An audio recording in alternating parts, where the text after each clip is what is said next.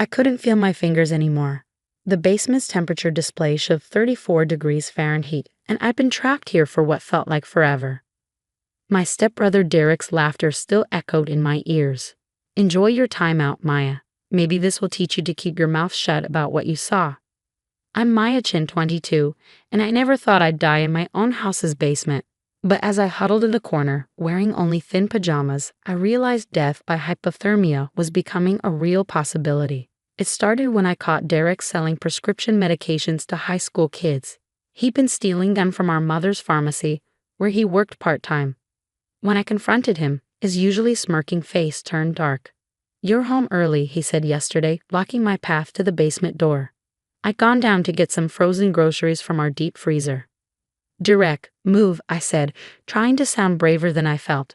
At 6'2", my 25-year-old stepbrother towered over me. His smile was cold.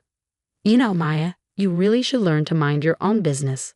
Before I could react, he shoved me hard. I stumbled backward, falling down the last few steps. The basement door slammed shut, followed by the distinctive click of our old-fashioned lock. "Derek, let me out," I screamed, pounding on the door. "The temperature control is broken down here." "I know," he called back, laughing. "Dad's been meaning to fix it for weeks. Guess you'll have to wait until tomorrow when he gets home from his business trip. Mom will notice I'm missing," I shouted, already feeling the cold seeping through my thin clothes. "Mom's working a double shift at the pharmacy. I told her you're staying at Emma's house tonight. Sweet dreams, sis." That was 18 hours ago. My phone was upstairs charging.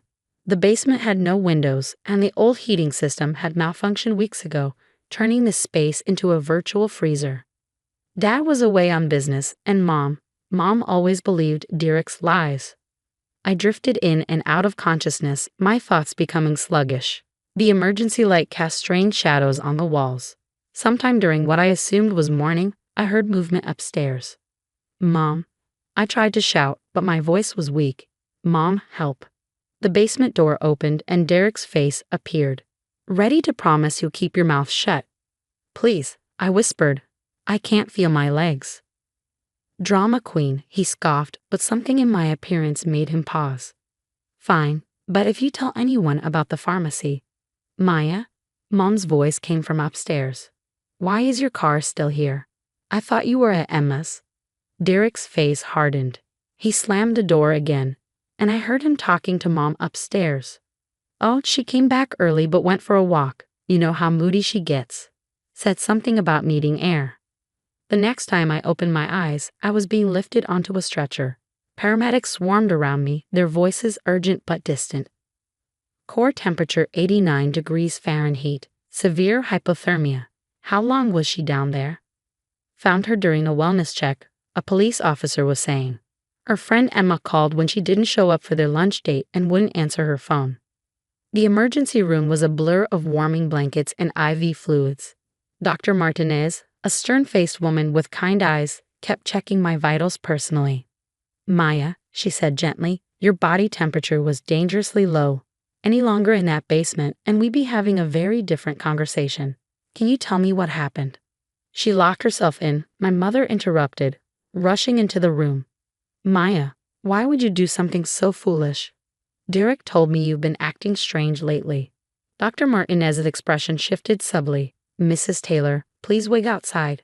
I need to examine your daughter." Once Mom left, Dr. Martinez leaned closer. "Maya, the police found something interesting on your father's security cameras. He had them installed last month after some tools went missing. They cover the basement door." My heart skipped. There's footage." She nodded. "The cameras caught everything. Derek pushing you, locking the door, your mother coming home. 18 hours of footage. Officer Collins is reviewing it now." Tears rolled down my cheeks. Mom won't believe it. She never believes anything bad about Derek. "She won't have a choice this time," a new voice said. A female police officer entered, her badge reading Collins. "We also found interesting footage from your mother's pharmacy. Your stepbrother has been quite busy. He's been stealing prescription drugs," I whispered, "selling them to kids. That's why he locked me down there. I found out." Officer Collins nodded grimly. "We know. One of his customers ended up in this same ER last week. Nearly died. That case led us to the pharmacy, but we couldn't prove who was supplying the drugs. Until now. Dr. Martinez checked my IV. You're staying here for observation. We've restricted your visitors, family included. Officer Collins needs your full statement when you're stronger.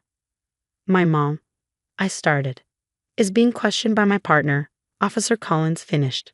The security footage shows her coming home while you were trapped.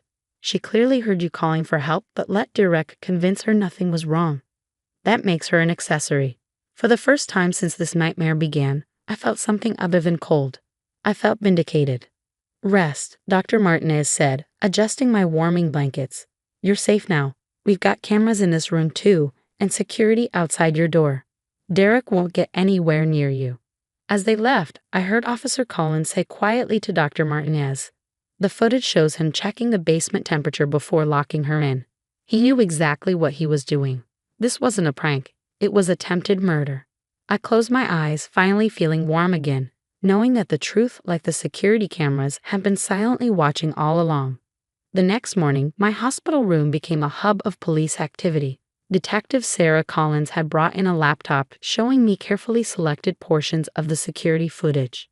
We need you to confirm some timestamps, she said gently. I know this is difficult, but it's important. The footage was crystal clear. Derek checking the basement temperature display, smirking at the camera he hadn't known was there. The 18 hours compressed into a horrifying highlight reel, me pounding on the door, gradually becoming weaker, eventually huddling in a corner as my body slowly shut down. But the most damning footage showed my mother's actions. Listen to this audio, Detective Collins said softly, turning up the volume. Mom, please, my faint voice called from the basement. Derek, I thought I heard something, my mother said on screen. It's just the old house settling, Carol. Maya's fine, probably taking selfies in the park or something. You know how she loves attention. My mother paused, clearly hearing my weak cries, then simply walked away. Your mother is facing serious charges, Detective Collins explained. Child endangerment, criminal negligence, accessory after the fact.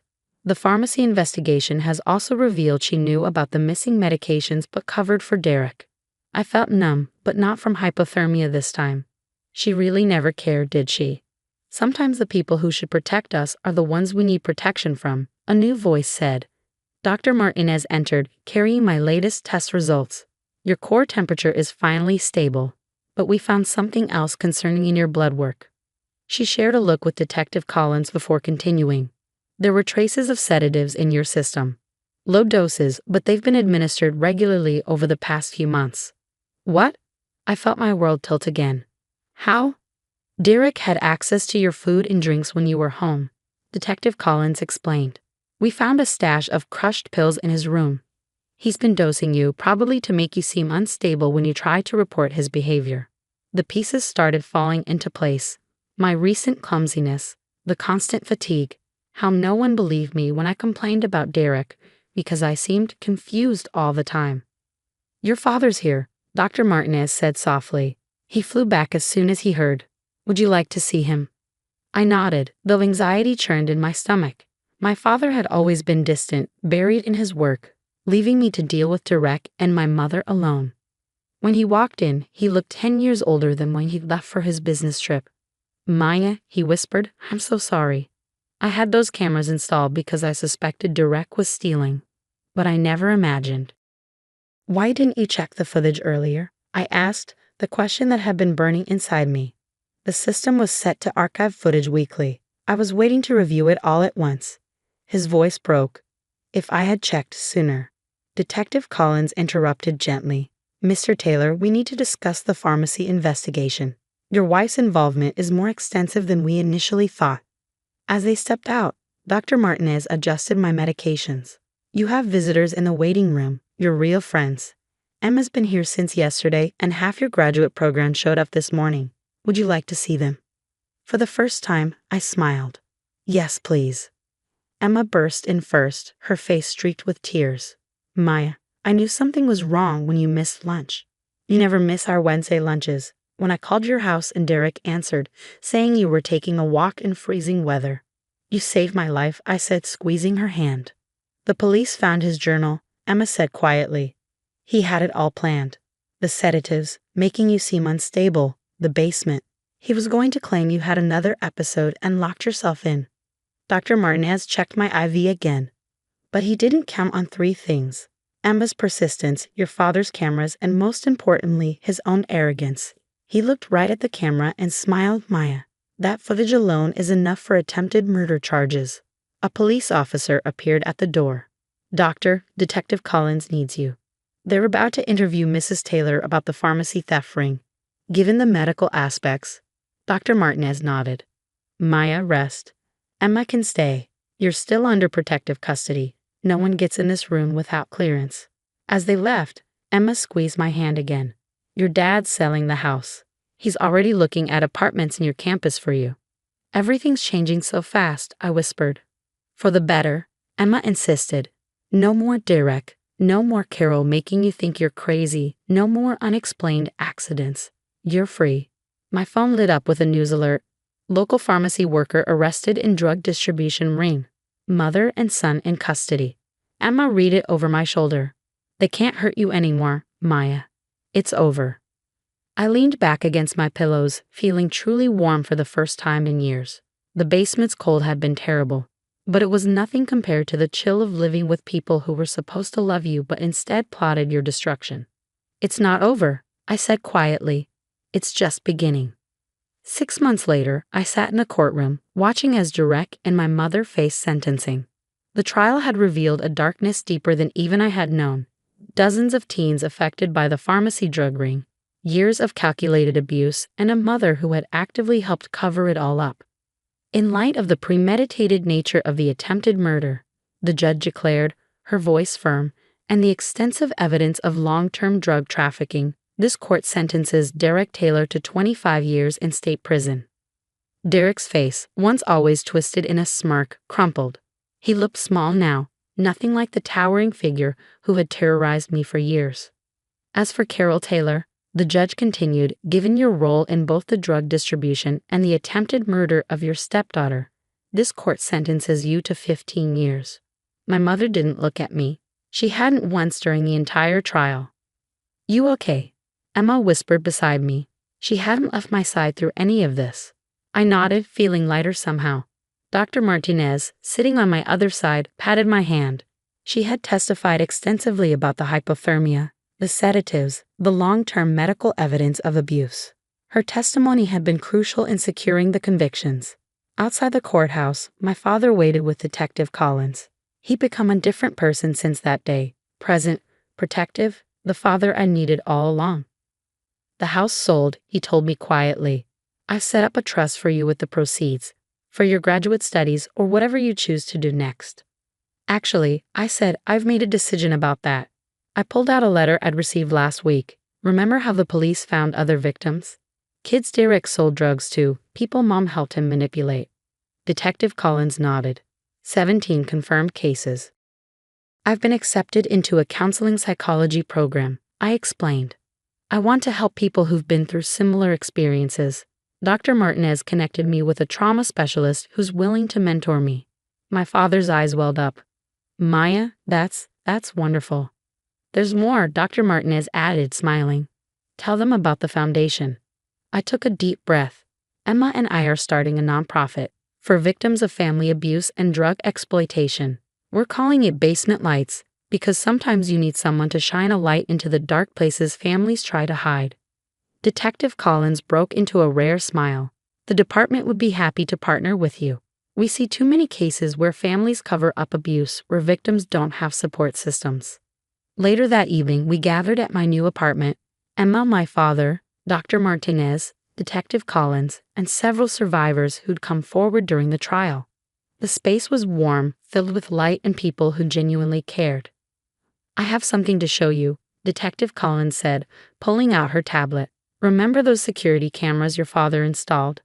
The companies agreed to donate monitoring systems to at-risk families. They'll be connected directly to emergency services. We're calling it the Maya Protocol, my father added softly. I felt tears prick my eyes, but these were different from the ones I'd shed in that cold basement. These were tears of healing, of hope. My phone buzzed. A message from one of Derek's former victims. Just heard about Basement Lights. How can I help? Emma said, reading over my shoulder. When Derek locked you in that basement, he thought he was silencing you. Instead, he gave a voice to everyone he'd hurt. Dr. Martinez raised her glass of sparkling cider, to turning darkness into light. As everyone echoed the toast, I looked around at these people who had become my real family. The cold of the basement felt like a distant memory now, replaced by the warmth of purpose and genuine connection. Later, after everyone had left, my father lingered. I keep thinking about all the signs I miss, he said quietly. The cameras I installed too late, the changes in you I didn't question. Dad, I interrupted gently, we can't change the past, but we can help change the future for someone else. He hugged me, something that had once been rare but was becoming beautifully common. When did you get so wise? Somewhere between hypothermia and healing, I smiled. That night, I stood on my balcony, breathing in the warm summer air. My phone was full of messages, from survivors seeking help, from professionals offering support for the foundation, from people wanting to share their own stories of family darkness. Emma had texted, "Remember what you said in your victim impact statement?